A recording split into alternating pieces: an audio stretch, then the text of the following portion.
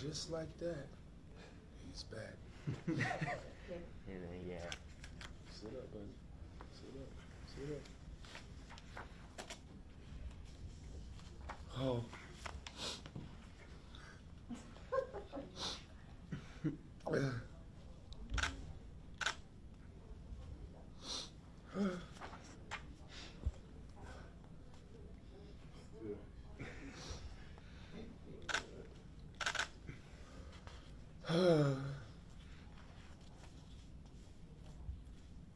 Oh man.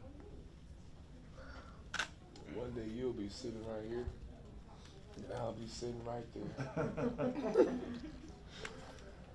You'll be signing, and I'll be smiling. Dwight Howard, you are back with the Lakers. Oh, yes. What are your thoughts and feelings right now? Oh man, I'm just so happy to be back. Felt like I went on vacation last year, but I'm glad to be back here in Philly. I'm in LA, I'm sorry. Philly was great last year, so first thank you to the fans, the city, the organization, thank you for having me there. I had an amazing time there. I know our time was short, but I really appreciate every single one of you. I know I'm going to miss my Wendy's Frosties and trying to get the fries in the fourth quarter, but I had so much fun, and now it's back home here in LA, and we're ready to get another championship. This is your third stop with the Lakers. Yes. The second one turned out pretty well. Yes. What brought you back here for number 3?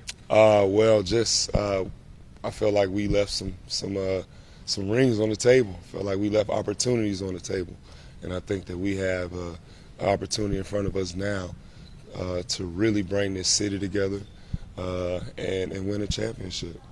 You walked in here about 45 minutes ago. You pointed up to the trophies in Jeannie Buss's office. Yes. And what did you say? I want another one. I want my parade. It's nothing better than having that feeling of bringing everyone together and winning. You know, that's what basketball does. And, you know, everybody loves the Lakers. I love my Lakers. And we just want to come back and really just spread positivity and spread love and win some games. Is there disappointment from you that there never was a parade? You got the ring last year, but I was there very no hurt, you know. I just had dreams of having a parade and, you know, standing in front of the crowd and saying, thank you, LA. You know, I just had dreams and visions of that, and it didn't happen, so I was, you know, extremely hurt. But this year, I see it, and I know it's going to happen. You're envisioning it. Yes, already. Now, what do you hope to bring to the Lakers? Do you feel like you're going to start or maybe come off the bench? It doesn't matter. Whatever the team needs me to do, I'm willing to do it to win. You know, I was here when we won a year ago, and I feel as though if I play the same way, the same intensity, the same effort, have a lot of fun, just enjoy the game, enjoy each other, we'll win. You know, so I know what I have to do for us to win is just be Dwight. Just come out and be energetic, have fun, hype the team up, hype the crowd up, get out there, get some rebounds, no technical fouls, and win. Now, 2 years ago, it was just LeBron and AD. Now they've added a third All-Star, Russ. Yes. How's that going to work? What are you envisioning with that? Well, all of us, we just want to win. So I think it's about sacrifice. You know, whatever we have to give up to win, I think all of us are willing to do it because we also understand that we're getting older, you know, and our time in this league, unfortunately, is running out. And so we want to take advantage of every single moment that we have on the court. And now you got guys who have been playing for a while, and they understand what it takes to win and get to the finals and the experience that it takes to win in the playoffs. So we're all looking forward to it. One of Russ's favorite sayings is, why not? Why not? Are you going to adopt that too? I'm going to adopt it too. Why not? Hey, they said you're too old. It ain't too late to be great. Why not?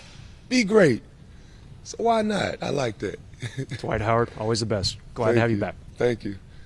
Malik Monk, only 23 years like old. This one. Lakers needed some youth, and he provides that. He's also coming off of his best year. He's had an interesting couple of first few years in the league. His first two, just some coaching changes, some off-the-court stuff, some injuries, things like that. But he's kind of gotten through that, it seems like, Brez, and he's an unfinished product. Really like what he did this past season. Okay, Charlotte had some injuries, a.k.a. LaMelo Ball. What happens? You plug this guy in pretty much. He goes off in February. 16.5 points a game. March, similar numbers, a little bit of a dip in the scoring, but he had a really good mid-season run. I'm actually stunned that he was available for a vet's minimum contract. For a guy with only 4 years of service, that's about $1.7 million. That's not a lot. So the fact the Lakers, a.k.a. Rob Pelinka in the front office, were able to get this guy, this is a nice pickup for them. They get a lot younger. He's 23 years old. I think it's a very low-risk, potentially high-reward contract for the Lakers. Malik Monk, 11th pick in the draft 4 years ago, never quite lived up to that hype. When you're a lottery pick, a lot of eyeballs on you at all times, but you got to like, especially that 40% from three-point range. That's a nice number right there. We're seeing a little theme from the Lakers signings the last 24 hours, BT. You know what, Gita, one thing I've learned about Malik Monk is that he was someone that came into the league, high expectations, and couldn't quite live up to that. Based on what I've been told from my years of being in the league, sometimes it takes guys longer to develop. For sure. Physically, Well, they come in so young now. Exactly. Yeah. Physically, mentally. So it took him a while to get there. And he showed last season, as Brad says, that he could be a productive player off the bench or as a starter. But because he can shoot the ball so well, that's what the Lakers needed. And because he is young, they do need youth. And the idea for a one-year contract, if he plays well, he can parlay that perhaps into a better contract next season. So when free agency started today, the Lakers were a lot older and they were looking for shooting. It seems like they've addressed that today. Not with Melo, of course, who's 37 years old, but with Malik Monk and the next guy I'm going to mention, Kendrick Nunn. I know you guys all remember him. He played for the Heat. As a rookie, he averaged 15 per. Lakers met them in the NBA Finals. And for me, this one was a surprise. Listen, he was a 49, 38, and 93 guy. He's almost a 50-50 90 guy, which is rare air last year. So he has that potential, guys. Young, crafty, can get hot. Brez, do you love this one? Was this a surprise? This was a big surprise to me. And he'll take up the Lakers' mid-level, so to speak, about $6 million a year for a 2-year deal. I thought the Lakers might get Patty Mills in this spot. And so did a lot of other people. Well, I think that was on everyone's wish list. Yeah, right? Some Laker fans may be disappointed by that. Mills is having a very nice offseason run with Team Australia, and obviously a pretty gifted player as a part-time starter for San Antonio. But Kendrick Nunn is a great save in my mind. This guy's a lot younger than Patty Mills, 26 years old, 2 very productive seasons with the Miami Heat. The writing was on the wall when they traded for Kyle Lowry yesterday. Maybe Kendrick Nunn is on the way out. The Lakers made the phone call, presumably after Patty Mills told them thanks but no thanks. And this is a great, great recovery for the Lakers. I love his game. Young, like you said, he can get to the basket. He can hit threes. This kid can score. 2 years ago, he was second in Rookie of the Year. He had a great rookie season. Yeah. He started this with Golden State in their franchise with them. He went to Miami, had a very good year. The Lakers got lucky because they were patient. They were aware of what was going on. They made the phone calls, staying active, and it turns out the Miami Heat had financial problems trying to deal with that, trying to keep him on their team. So he can't keep the contract that they agreed to. They'll release him. What does Rob Pelinka do? He swoops in, and he signs a very good young player for 2 years and gives him the option where he can opt out the next year. Who wouldn't want that? And based on what I was told, that Nunn had a chance to go to other teams for more money, but he chose the Lakers. Russell freaking Westbrook. I mean, like, what went through your minds? I know when I saw it, it came across the Twitter feed of mine. I picked up the phone. I called Geeter. He didn't answer, of course. And then I called him again, and he didn't answer again. And then he called me back. But I told you why. In line at the grocery store. Yeah, I was at the grocery store, and I saw an old friend, and he and I were talking. And literally, one of the guys that works at the store that always talks to me about Lakers comes walking by me. He's like, "We're getting Westbrook," and I kind of blew him off. I was like, "No, I don't think so." I don't know. And like he just kept walking. By the way, I looked at my phone. I had 54 texts. What was going on? Allie, a missed call. I realized what happened. I had to go back to where he worked over at the pokey section and say, "By the way, yes, Westbrook's coming." So I don't know. For me, guys, I don't know. I still think I'm a little bit in shock over it. Like it's interesting. He wasn't on my number one. It wasn't number one on my wish list. I wasn't thinking about it a lot. Actually, it was Allie and Voice of God, Be More, our producer, that kind of put it out there a couple weeks ago. We've talked about it on our podcast. But now that he's here, and I've had some time to think about it, and we've done a live show, I mean, he's a Hall of Famer, man. He's a guy that gives you everything he has every single night. He's got a motor that is basically unmatched. I think James said it on our live show. He's got 2 hearts in his chest. I mean, he's going to fight until the very end. He wants to win a ring. He's back home. He's a great teammate. He's a triple-double machine. I think I'm more just curious with now what's going to go around these guys. That's really the part of the puzzle that I'm more intrigued about. You have a chance to get a Hall of Famer. I mean, you do it. And I know it costs a lot of money, and I know it takes up all the cap space. I get that. But you have a guy that's an all-star every single year and a Hall of Famer, James. Absolutely. And when you can get a player like Russell in his prime and add him to two other Hall of Famers, you talk about LeBron. He's a magnet. He's a magnet. People want to win, and they know that he has the formula to at least get to the finals a lot. And when you throw AD in there, and you got to give the front office some credit too, the Lakers haven't been able to just bring in these type of players like this over the last. We were struggling to get people in here.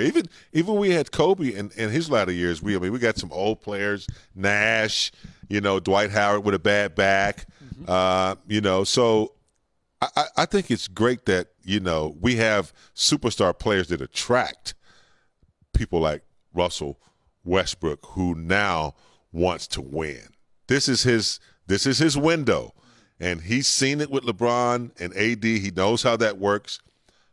He's going to bring a tremendous amount of extra dimension to this team. He does everything for sure on both ends. A rebounding guard that can start to break, and the Lakers want to run. I think that's a major asset. The pressure he can put on defenses by getting to the cup, pulling up for that little 10-footer, 15-footer is deadly. And I think he's in the right mindset now. He's played with, the Durant, Harden in Oklahoma. Yep. Went to Houston. So he's played with future Hall of Famers, and I think he's in the right place and the right space now, especially coming in here with AD and LeBron, to know exactly what needs to be done in order to elevate this team and, get them to championship level. James, great points. Geet, I'm kind of like you. I'm still a little stunned that this happened, okay? The Lakers' big, splashy trade was supposed to be 2 years ago with AD. You give up three really good young players, Brandon Ingram, Lonzo Ball, Josh Hart, a ton of first-round picks, and you get Anthony Davis back. The cupboard was bare as far as young players and first-round draft picks. And what does Rob Pelinka pull off on draft day? He gives up three guys who really struggled in the playoffs or didn't even really have an impact in the playoffs, a.k.a. Montrez. A first-round pick this year, 22nd overall. And it's another big, big, splashy deal for the Lakers. And some people say, Russ, he's been on teams that have underachieved. He's been to the finals once, back in 2012, lost in 5 to Miami and LeBron. And I think he's going to be on really, really good behavior out here. Not that he's a bad guy. But he went to Lusinger for high school in Lawndale. Then he went to UCLA. He's finally coming home after 13 years in the league. I think he wants that ring. I think he's going to listen to LeBron. He's probably going to listen to AD too, even though he's several years younger. And I think we're going to see a really good, efficient, sharp Russell Westbrook.